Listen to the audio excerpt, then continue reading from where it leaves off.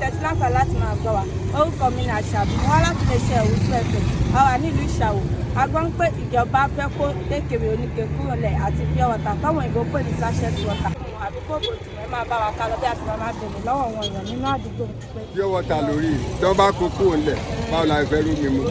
Àwọn tó ń tà tó fi ń sọ̀rọ̀ ajé ẹ mọ iye èèyàn tí pure water ń bọ̀. Àwọn ilé iṣẹ́ tó ń ṣe àwọn èèyàn ń jẹun bẹ́ẹ̀ àwọn ilé iṣẹ́ tó ń ṣe àwọn èèyàn ń jẹun bẹ́ẹ̀ àwọn màmá àtọ́jọ́pọ̀ ìpín ọ̀tá náà fi rán ọmọ ilé ìwé ìjọba kan gbowó burúkú lọ́wọ́ èèyàn nílé ìwé tí wọ́n sìn tó bá máa fọmọ sílé ìwé ìjọba wàá sanwó orí wàá san gbogbo owó tán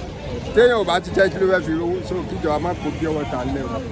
pure water ó fi lẹ̀ o ká lè máa rómi mu káwọn ilé iṣẹ́ tó ń ṣe kán lè máa ṣe dáadáa káwọn màmá wa tán tà tán fi rán ọmọ wọn lọ léèwé àwọn ilé ìsìn sẹ́nẹ́tọ̀ lè wà nú wọn lọ́la tí wọ́n bá rówó tán bá ọ̀nà jẹ sẹ́nẹ́tọ̀ ìjọba o. má kó pure water ńlẹ̀ o kò pè wá rárá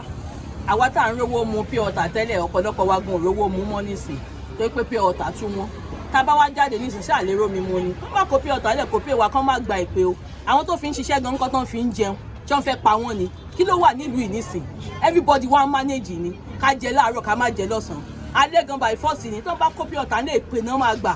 ṣé bí sì ń pa wá nísìn everybody láti ń struggle àwọn ọ̀pọ̀ fẹ́ kó pure water ńlẹ̀ tó ń bá kó nílẹ̀ tó ń bá àrọ́ ọmọdé wọn gan á jẹ nínú ìyà yẹn kó má kó bá wa o à ń manage ni o ara ń kan everybody o ara ń kan everybody kó má kó kúrò nílẹ̀ o. oyè lápẹ̀ tí wọ́n bá kó pure water lẹ̀ àwọn tó ń produce pure water yẹn ṣé wọ́n ní iṣẹ́ míì tí wọ́n fẹ́ fún wọn àbí nínú hílà yìí lo táwọn olórí wa kó wa sí ṣé nínú ẹ̀ náà látún ti máa wá 200 ìdáfí máa mú bottle water àbọ̀ ti gbàgbé pàwọn kan lọ sí ọjà lójoojúmọ́ ṣó easy fún wa láti máa fi ṣe 25 litre ní ká fi máa gbé omi dání tá máa mú tọ́jú láwọn fẹ́ kó pure water síjà kí kìí jẹ́ pọ́ńtà fẹ́ padà rí ọ̀rùn ṣá mọ́ṣẹ́ láwọn fẹ́ mt nàìjíríà yìí sọ́jọ́ ká yí àwọn mt ni ẹ fẹ́ kó pure water lẹ̀ ká máa mú táwọn náà máa fún wa ní pure bottle water tá máa mú tó bá kó pure water kúrò lẹ̀ ṣé wọ́n tẹ̀ máa ń ro àwọn èèyàn mọ́ tí wọ́n ṣá ṣé máa ń ro àwọn èèyàn mọ́ tí wọ́n tún náà máa kó tèkèwé kúrò lẹ̀ kán máa lo tèkèwé mọ́ ṣé ọwọ́ olórí wa la máa bú oúnjẹ sí àbí ká máa kó ewé ká lọ jẹ́wé nínú igbó